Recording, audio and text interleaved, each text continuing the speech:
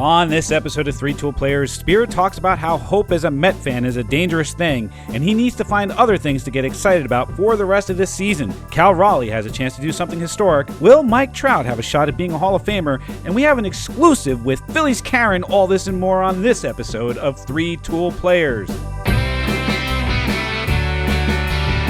Welcome to Three Tool Players. I'm Chris Spear, and alongside me, as always, are the Hammer brothers, Brian and Dan Hammer. Say hello to the internets, fellas. Hello to the internets, fellas. Ahoy, ahoy. I want to start this episode with a confession. Ooh. Please do tell. I like the fact that it's like face-to-face here, even though it's virtual. This isn't one of those confessions that are happening behind the screen. No. Spear is out in the wide open. I mean, it's hard to talk about, but I messed up. I made a huge mistake. It was easily avoidable, despite my better judgment, despite the angels on my shoulder shouting at me, despite everything I have come to know in my life. I messed up. I tried to stay positive as a Mets fan. I had hope. Well, yeah, so you were Andy Dufresne. I was just about to say that. I mean, hope is a good thing, maybe the best of things. No good thing ever dies. No, good thing ever dies. Your analogy is way off, Dan, because Spear didn't make it out of the 500-foot pipe of like pure sewage. He is stuck about midway through, and he's enjoying all the stench that is around him. Go on, Spear. You want to see? I thought he crawled through it. I thought he crawled through it this year, and he was going to come out clean. You want to know what the worst thing about hope is as a Mets fan, Dan? I'm going to tell you. Okay. We all start the season with hope. The saying goes, hope springs eternal on opening day, right? Hope is the one thing the baseball gods give you for free, and it's the most expensive thing you can own. And here's the thing you have to know about hope. It's not a gift. It's a loan. And the baseball gods always come to collect with interest. And I should have known better. All season long, I tried to suppress what makes me a Mets fan. The anger, the frustration, the depression. It was easier this year than others. We were still flying high from the magical run to the National League Championship Series last season. The pundits at the beginning of the season were all calling the Mets contenders for the World Series. Yet I remember saying that the Mets were a team that was built to compete. They were not a team built to win. My Metsian pessimism was still fixed in place until May. The team was playing well. They were one of the best teams in baseball. The starting pitching was practically untouchable. The bullpen was a lockdown unit. They were 45-24 on June 12th, and I thought, this is it. This is the year. The stars have aligned. Grimace has blessed us. But that's a classic mistake, a rookie error for a lifelong Mets fan. I should have known better. It's a cruel game. The Mets play with your heart. They give you just enough hope to make the inevitable fall hurt 10 times worse. And sure enough, just like clockwork, the bottom fell out of the season. The starters who looked like aces suddenly couldn't get through the fourth inning. The bullpen became a daily source of anxiety, and the offense went completely silent. Mets fans thought the trade deadline was going to fix things, but it didn't. They brought in Helsley to shore things up, and he got shelled in his first outing. It's a story as old as time, a tale as old as time for this team. They came out of the All-Star break flat, and there was a brief moment in August. I saw Mark Vientos hit that walk-off homer, and I let myself believe, just for a second, that the magic was real. You thought at that point, hey, a playoff spot is secured, because this time it would be different. Then the bill comes due. A sweep from the Phils, an 8-game losing streak. A team that was once 21 games over 500 is now barely holding on to a playoff spot, and I feel like a classic fool. I knew this was coming. I've seen this movie before. I know how it ends. The 2007 collapse. The 2008 collapse. Beltran leaving his bat on his shoulders for a called strike 3. The countless blown leads and ruined seasons and runners left in scoring position. This team doesn't just lose. It specializes in heartbreaking, soul-crushing disappointment. It's their brand, and it's our curse as Mets fans, because being a Mets fan isn't just a job. It's an up at dawn, all-out fight to keep your soul from disintegrating. It's not about being optimistic. It's about being prepared for the worst. It's about knowing, not thinking, not feeling, knowing deep down that every good thing is just a prelude to a bad one. And this season, like so many before it, proved that hope is just another word for pain. So here I am. We're mere weeks from the end of the season. And now, with the two of you as my witnesses, I make these two solemn vows. Number one is I will never, never again have hope for the New York Mets. I have learned my lesson way too many times. And two, I vow to the listeners of the Three Tool Players podcast that I will not abandon you. I will still muster some excitement for the rest of this season. But I'm going to need some help from the two of you. Yes, the two of you, the Hammer Brothers. Ooh. You got to give me something to be excited about. You got to give me something to hold on to so that I can stay with baseball through the rest of this season. You do this service for me, and you do this service to Met fans everywhere that are suffering. Help us out. What can we get excited about for the rest of this season? So, Spear, you said something to the effect of pain. You're feeling a lot of pain right now. Yes. I may be able to lend you some support from the Bronx, and that is Sana Sana. Colita de Rama. Sino Sanas. Oi. Bring me your stupid frog, Brian. De nada mañana. Like I said, You he's know what? gonna If lick you it. don't, if you He's gonna don't lick heal it. today, you're gonna heal tomorrow, Spear. Because I'm gonna tell you something, my friend. There's a magical frog out there for you. There's a magical frog, a Mexican magical frog, waiting for your Met fans. But I am gonna say this.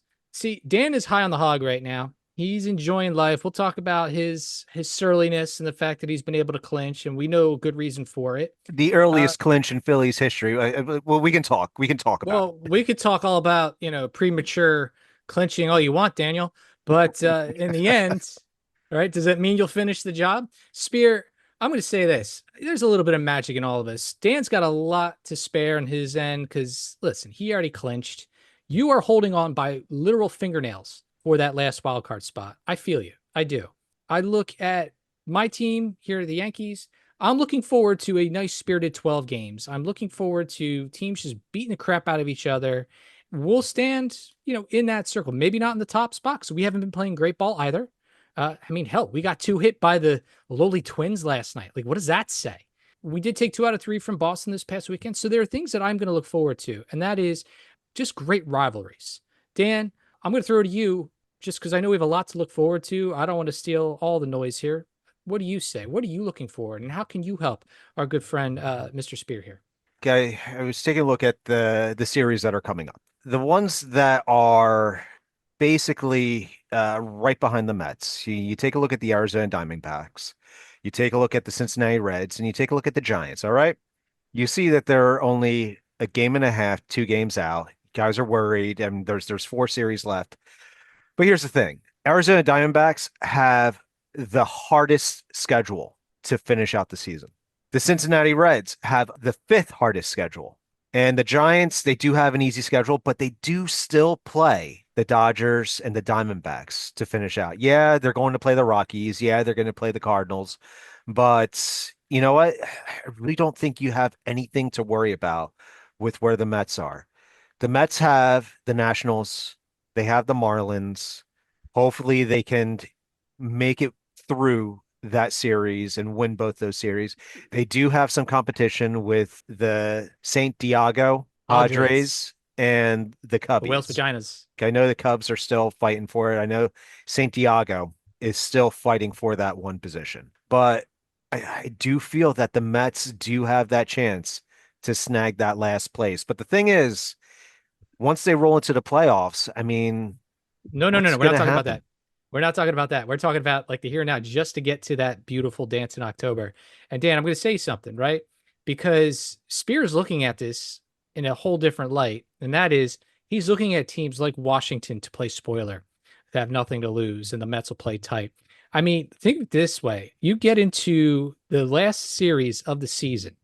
Now, I'm not trying to jinx you, but Spear, if you've got a 3-game set, and I could just see the Mets just literally just falling down and breaking your heart. losing to the lowly Marlins because they beat the Yankees for a little bit. I wouldn't sleep on them. I could see where you could be set up for hurt. See, And the not Spirit, gonna Copenhagen. happen. And listen, I was trying to give like a little bit of hope. I know that hope What is did not I there just for you. say? I know What did you What hope did is say? I not just there for you. say? Dan wasn't listening. You know I this, Spear. know, but the thing He is, wasn't I mean, listening. like Brian just basically took what I said, threw it in his mouth, chewed it up, and spit it back out at you. And I'm Look, like, I'm let, trying to help, but let's be But we're explicitly being clear realistic. about hope, Realistic. okay? Hope is a bad thing for Met fans. Hope is the thing that hurts the most. And I don't have any hope, okay? Last season there was hope because you could see the momentum gathering as the Mets came into the playoffs. They were the most dangerous team in baseball Sep coming into the playoffs last season. September was phenomenal for them last season. It was fun to watch them. It was fun to watch them because they were a team possessed. They were the winningest team in baseball since July. That's not this Mets team. This Mets team can't put one foot in front of the other without blowing a lead, without getting hurt, without leaving runners in scoring position. Even if they eked into the playoffs, there's no hope that they're going to go anywhere. There are any number of other teams that would act as a buzzsaw. And by the way, if the playoffs started right now, they'd get the Dodgers. Goodbye. It would be over in 2 games, and the Mets go back to Flushing, please and thank you. So there's no hope for the Mets. I need something else here, guys. I'm dying. Dan, I gotta step in here and help out Spear. You know what Spear, you said it right there. You're right on the money. It is Shawshank time, but you're acting like Morgan Freeman. You're acting like Red here. And you're basically quoting that hope is a dangerous thing and hope can drive a man insane. That's where you are right now, my friend. You Yeah. are in insane land, insanity, sauce, whatever you want to call it. We got to get you to be that guy who basically gets paroled, ends up going to that long, long wall, finding that black volcanic glass, digging Look up that little box, and looking over and his shoulder 24/7. absolutely, because that's going to be the teams that are beneath you. You're going to be looking over your shoulder, and you know what? You're going to find a good, bunch of cash, that good playoff cash be waiting for you, and you're going to be taking that trip to the postseason across the border. That's how I look at you, my friend. That's where we got to get you. We got to get you to be red. We need you to understand that what's going to be that Andy Dufresne catalyst for you, though. So, Dan, we got to come up with some ideas. Here's one for you. The say what to Neo. Yes, let me give you the answer. I'm going to start. You know what, Spear? I like you. I like you a lot. In fact, I like you so much. I'm going to get on a plane for you tomorrow, my friend. I'm going to fly out to Arizona. I'm going to wear a red hat, and I'm going to support the Fighting Phils. Make sure that they get the job done. I will be in Phoenix this weekend, and I'll be rooting for the Phils. Well, look and at you know that. what's You're going to happen with rooting for the Phils. Thank you, I'm going sir. to be rooting for the Phils, not for you, dummy. You've already made the playoffs. I'm doing this for my buddy Spear. I'm basically saying I'm flying to Arizona where it's going to be 102 in the shade, dry heat my ass. All right. And I'm just going to boil. And you know what? I'm going to be there for my buddy. What have you done, Dan? I don't see you getting on a plane flying. Yes, I have to go for work. Yeah. I mean, let's be honest. But what are you doing, Dan? Yeah, Dan, what are you doing? Call yourself I'm a here friend. for moral support. Yeah, your moral support and your hopes, your thoughts and prayers could go take a walk. Ugh, what's the matter with you? Like, I need something non-Mets related. There's got to be something else in baseball that I can focus on here because I don't even want to know. The Mets, as we're sitting here right now, are playing the Padres, and I'm not looking. I don't want to know if they win tonight, or even if they win tomorrow. There's the hope that comes creeping in again. And I don't want it. So give me something else. Like, what else? What else can I focus on for the rest of the season? There's what, like 12, 13 games left. What am I looking at? All right, so you want to talk about potential Cy Youngs, potential Rookie of the Years. I mean, Spears, anybody from your ranks falling into those categories? I don't know. Who? Are you out of your goddamn mind? Oh my God. What's wrong with you? Like, I don't know. I just say things. I just do. You know what? I did. you're gonna make me bleep this, right? Such a idiot you are. See, I wish we were like in the old days, like you'd be in the same room with me and I'd say something like that and then you would chase me because I would know exactly what I was doing and laugh maniacally as I try to avoid you. I don't know, Dan, what do you think would excite Spear outside of like Mets Kingdom here? I mean, God, I Like mean, I like, was looking at Suarez, I was looking at Raleigh, Cal Raleigh, and saying, "Hey, when was the last time two teammates or uh, each hit 50 home runs in the same season?" It hasn't been done since Mantle and Maris back in '61. I mean, that's a heck of a long time. Now, someone might say, "Well, look, Suarez came over as a transfer. You got a lot of those home runs on the National League side, so maybe we put a little asterisk." Well, you know what? Maris lived with asterisks too. So, Spear, would you be excited about two guys hitting over 100 home runs between the two of them? Would that excite you? Yeah, I think you can get excited about Cal Raleigh. Like the season that he's having is it's historic. He broke Mantle's record for most home runs by a switch hitter in a season. He broke the record for most home runs in a season by a catcher. mhm. Every at bat is a historic one for Cal Raleigh. And the fact that he has a teammate that can just add to the legend, that is something that you can absolutely get excited about. Yeah, I Not to agree. mention, you take a look at how many games that Cal Raleigh has played too. And like, you really don't see that in a catcher these days either. I mean, like usually you see catchers take breaks. They usually do maybe like 120 games, 130, but you don't see them play 150. Yeah, you do see catchers 120, 130 games because there may be injuries mixed in, guys need time off, etc. But I think Seattle's done a really great job of, mixing that position and giving Cal the time he needs to be productive as a DH. Well, let me debunk that for you. Cal Raleigh has caught 145 games in 2025 out of 147 games. Well, Dan, I was just trying to be helpful to Spear. I was just feigning interest in Seattle and trying to make Spear feel good. But if you want to be Mr. Stats guy, then you go right ahead and throw cold water on Spear. Or you know what? What? Better yet, Dan, why don't you throw some of that white delousing powder crap on him like they did in Shawshank, where he comes in all naked and blind? Because that's basically what you did with your stat reference, Well, sir. you know what? It wasn't towards Spear. It was directly towards you. So I'm like, I'm not sure where this reference is coming from that I'm I don't throwing know. it on the Spear.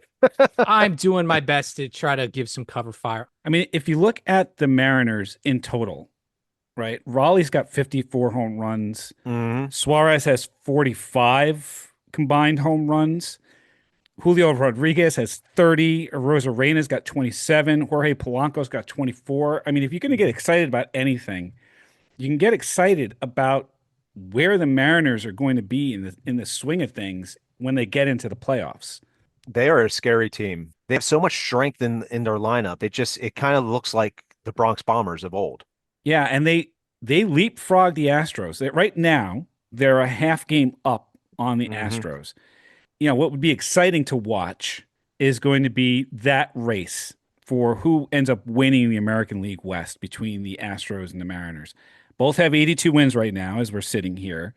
So it'll be really interesting to see the Mariners and the Astros all the way through to the end.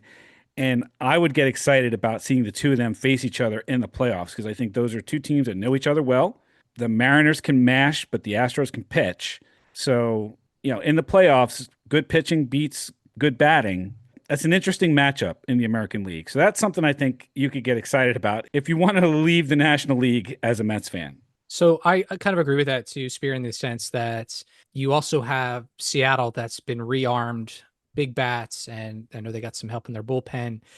But you also are looking at teams that are very new to the playoff structure, whereas Houston, this is like old hat for them, right? Since what, 2017, 2016, 2017, where they've just been like fixtures in the postseason. They know what to expect, they know how to prepare, and they know how to get over tight jams and butterflies. That might not be something that Seattle is prepared for yet. We hope they are, because it would be really exciting to see them make it a little bit further. Now, I say that with kind of a side kind of bar here. I'm a Yankees fan, so if you come across our path, I want to make sure that I give you the DDT drop. I just want to That's right. come off the top rope with the elbow. Yep. Sorry, Seattle. This is me throwing a fish in your general direction, hit you right in the face with it. But if it's not the Yankees, then I got to tell you, I'm pulling for Seattle here. I really am. I'm looking forward to the race with the Cleveland Guardians and the Texas Rangers. They're 3 games out. Yeah, they're 3 games out. They are behind Houston, but I'm really hoping that one of those teams go on a surge and take Houston out. I mean, that's just me. That's how I feel. I don't know how you guys feel about that, but I'd really like to see one of those teams take the place of Houston. Yeah, I mean, I would too. A good changing of the guard is always a good thing. A changing of the guard is always a good thing. And I think we're all a little tired of seeing the Astros there. But the Astros are an interesting team too, because although they've been there year after year, that's not the same team that's been there year after year. There's been a lot of change. The manager has changed, players have changed, Altuve's position has changed. So there's a lot of change in the Astros organization, yet they continue to find ways to win. So you can root for the Mariners because they would be a relatively new addition to the power in the American League. But the Astros aren't the same team that they've been. They just keep finding ways to do it. That's kind of exciting to watch too. So, I mean, as long as we're going to talk about Seattle, the other thing that would be interesting to me would be the who's going to have the most home runs at the end of the season. I mean, obviously, Cal Raleigh is having an all-time season, but then you look across to the National League, and there's Kyle Schwarber, who's also having an all-time season. We've talked a lot about what his performance this year is going to bear out in terms of the contract that he's absolutely going to cash in on for the 2026 season. But right now, watching the two of them duke it out to see who's going to have the most home runs, and there's an outside chance one of these two gets to 60, which would be pretty cool because we haven't seen that since Judge did it a couple of years ago. One more thing I think I could get excited about. Mike Trout is one home run away from 400. It's one of those milestones, and I'm hopeful that he gets to 500. He's going to need a few more seasons to get there, and I don't know if he's got it in him. But 400 is a good number. I don't know if it's a Hall of Fame worthy number, and it's a real shame because this is a guy that was on the track to be an all-timer. He could have, would have, should have if it wasn't for all the injuries. So 400 is a good number. 500 would be even better. What do you guys think about that? He does still have 5 years on his contract. I'm hopeful, I know you hate that word, that he can get to the 500 mark within those 5 years. Will he play further? Because the thing is, he's going to be 38 years old once he finishes out his contract. Can he play a couple more years? I do hope he does. You can take a look that like his injuries has really slowed down his Right. momentum Yep. over the years. Yeah, but here's the thing, and it's funny you mentioned this, but this actually just broke from ESPN several hours ago about Mike Trout. If you look at his last 2021 through 2024 seasons, he's only averaged 66 and a half games per season. Yeah, if he was to play on a 162 game basis, he would hit on average 46 home runs, 109 runs. He'd have, stellar OPS, but that's only if he could stay in the lineup. The move to DH this season is definitely going to make him more available, but his impact is definitely taking a hit. He's currently batting .231 with 21 home runs and only 58 RBIs over 420 at bats. I mean, his OPS has fallen down to 778. His slugging is down at 417. These are all like marking the lowest full season numbers of his career, aside from those periods that he's had for, severe injuries. So when you look at a season where the Angels needed him to, anchor a young roster per this article, they say that Trout has been present, but much less overpowering. It's going to be a very, very interesting journey for Mike Trout over the next several years. If he could stay healthy, I think we touched on this earlier in our podcast, if he can stay just on the field and stay healthy and stay in that DH role, he's going to produce, perhaps not in the 40-40 home run type realm, but if he could still give like 25, 20 home runs, he could get to 500. But the other flip of that script, Spear, is kind of bring it up, is he's on a team that absolutely just sucks. Like there's no winning coming out of that team, just none. Maybe they're built. Maybe in the next 3 5. I really hope I eat my words because I like Mike Trout. He's been very exciting to watch these years. I think he deserves a chance at World Series. I think he's to be celebrated, but it sucks that he hasn't had that element in his career to perform.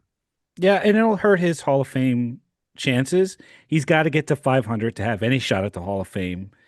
And you know what? Maybe the Angels give him some sort of escape route. I mean, Otani found a way out. The Angels are going to have to let him out or trade him. Pujols found a way out. Pujols found a way out. The Angels are going to have to trade him, and give him that way out. And maybe that's the way they say goodbye to an aging superstar who couldn't stay on the field. But like I said, good guy, good ambassador for baseball.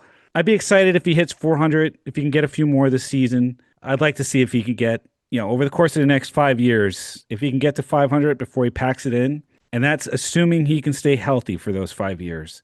Mike Trout, Hall of Famer, time will tell. What else can I get excited for? I think you can get excited for the fact that we might have a recurring guest on this very program for the Three Tool Players.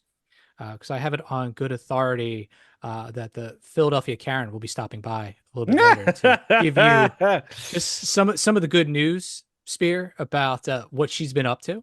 I'll get excited about that. I know you will. I know you will. I can't wait till she's here. I mean, the fact that she's been, under lock and key and nobody knows who she is. I mean, this is an absolute Three Tool Players exclusive. So that is something you can get really excited about. Yeah. So when does that come? When are we doing that? I mean, we got to build an audience here. When is that going to happen? Eventually. Well, I mean, she could be it, I mean, people might still be interested, Well, then bring her on, man. I mean, if you got her, bring her on. Let me go see where she's at. Hang on. I didn't want to blow up my spot, but we've been kind of texting a little bit here. Some of you may not know this, but I got a little bit of a Jerry fetish. I do. And she does it for me in a big way. So let me give a shout out here. Let me see. Here it is. Hello, everyone. I'm here. I am the lightning rod to galvanize this Phillies team. There is no mistake that we totally won. The fastest we ever have. We've clinched like I clinched that ball from that doting dad and his son. It's amazing. And you can all thank me. Now, I know there's been a lot of questions. I've been out of the limelight because I've been chasing my arch nemesis. He's known as the Huckster. And I fight him every night to make sure that everybody is safe.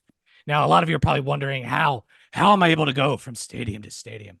Well, I'll tell you the truth. I have afforded this lifestyle by being a cheesesteak heiress. I won't tell you which cheesesteak organization that I'm the heiress to, but it's enough to afford my lifestyle, to jump from city to city, to look from section to section, to grab every ball possible. Christopher, I'm going to tell you right now, you need to hold your head up because I'm here to give you that hope. I heard you were down in the dumpsters. And I could tell you, reach into that dumpster, much like I would reaching for a ball that's loose. And you're going to find that hope, sir. Daniel, you're an extra special, handsome fellow that's got the face only a mother could love. God bless you. I can't do this voice for very long because clearly I'm going to have to jump into some honey, tea, and lemon for the next couple of weeks. But I just wanted to stop by the Three Tool Players just to let you all know that I'm a big fan. I love the stuff that comes out of Daniel's mouth, even though half the time he's getting yelled at by the two of you youngsters, you New York fancy boys. But I'll tell you, he's doing the Lord's work just like I am as I watch in the shadows.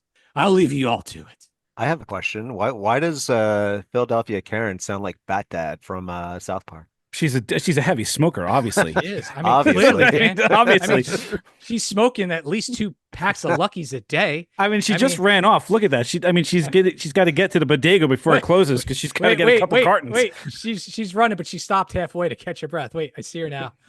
Okay, now she's running off again. She just waved at us. Okay, she's okay. All right, good. Just be careful with your hip, Karen. Goodness. I mean, that was fun, Spirit. I mean, look, she just showed up out of nowhere. I mean, that's something to look forward to. That is a Three Tool Players exclusive right there, ladies and gentlemen. That is an exclusive. I mean, I still got goosebumps. I do. I don't know if I can go to sleep tonight. I'm that excited. One last thing to wrap it up. News today, Robert Redford, or Roy Hobbs from The Natural, passed away at the age of 89. And that was one of the movies in your pantheon there, your baseball pantheon, Dan. Absolutely. What a phenomenal movie. You think about like a movie kind of like harbors on like the greatest who's ever played the game. And like whenever you watch that movie, I'm like, you think of Cy Young, but also you think of Babe Ruth because, in the beginning of the movie, you see he's one of the nastiest pitchers that is coming up, and he takes on a guy that is supposed to be the greatest of all time, who is basically a character that is mimicking Babe Ruth. And you think to yourself, I'm like, man, this guy is going to be unstoppable. And then obviously life happens and he works his way back up. Yeah, he was in his like what, late 30s, early 40s to be a rookie in Major League, but he lived out his dream, and it was such a great movie. The enduring moment from that movie is that final triumphant home run with the score soaring and the sparks and the whole routine. I mean, if you can't get excited about baseball at the end of the movie when he hits that home run, I mean, I can't help you. I mean, there's just something really special about how that was all done. And a lot of that has to do with how likable Roy Hobbs was and how Robert Redford portrayed him. It's amazing when you look at that cast. I mean, you have some huge heavy hitters in this, right? I mean, Robert Redford, I mean, he's royalty. He's absolute Hollywood royalty. But you also have Glenn Close. And I wish I were. Robert Duvall. I don't know how that man is still alive, but I mean, that guy's been 80 years old for the last 40 years. You have Kim Basinger, however you pronounce your name, Barbara Hershey, Richard Farnsworth. You had Wilford Brimley. I mean, diabetes 101, diabetes. You had Robert Prosky, who played the judge. You may remember him too. He was the guy who was also the reporter dressed as Dracula in Gremlins 2. The new batch. Just watched that a couple weeks ago. That's right. And he was absolutely fantastic in that. But you also have a variety of other players in there, one of which that comes immediately to mind, who just passed away not more than a couple months ago. That was Bump Bailey, Michael Madsen. So this might be a way of Bump Bailey calling Roy Hobbs home. For a movie this timeless, if you haven't watched it, and I'm talking to you, Zennials out there, this is for you. This is a movie that showed triumph out of nowhere. This is a guy that literally just came on the scene and gave hope to a struggling ball club. And when he had highs, they had highs. So I'm very excited to let folks know who haven't seen this movie, please go out and see The Natural. And while you're checking out The Natural, also check out Barefoot in the Park with Jane Fonda, Butch Cassidy and the Sundance Kid, The Sting, All the President's Men. Fantastic movie about the Watergate scandal. One other thing of note for Robert Redford, too, is he was a director. He never won an acting award, but he did win a Best Director award for Ordinary People, which also won 4 Academy Awards, including Best Picture and Best Director for Redford himself. He also directed A River Runs Through It and Quiz Show. But his lasting legacy is going to be about the Sundance Film Festival. He founded the Sundance Institute in 1981 to provide a platform for new and aspiring filmmakers. People call these indie movies back then. The Sundance Film Festival launched careers of directors like Quentin Tarantino, Steven Soderbergh, Christopher Nolan. It's one of the most important showcases for independent cinema in the world, and that all came from Robert Redford. So, Robert Redford, R.I.P. He was also in The Sting. We forgot to mention The Sting. No, he did. I said The Sting. Spear did you mention The Sting. My apologies. You can cut that part out then. Sorry. No, because here's the thing. Dan pays attention when I'm talking, and he pays no attention to when you're talking. Well, I mean, I feel like I learned something when I listen to you, Spear, but then, I feel like I lose brain cells. I'm basically like the principal from Billy Madison. At no time did you give coherent, rational thought. I award you no points. And may God have mercy on your soul. So, Spear, tell the kids where they can find us. So if you're looking to get some excitement, if you're a Mets fan and you want something to get excited about, maybe you check out every episode of the Three Tool Players podcast on Spotify, on Apple Podcasts, or on YouTube, or wherever fine podcasts are sold. You can also find us on the TikToks at Three Tool Players and on X.com at Three Tool Pod. And for Brian and Dan Hammer, I'm Chris Spear, and we thank you for listening to this episode of Three Tool Players. Wait a second. We didn't talk about the Phillies or anything. Not excited about the Phillies.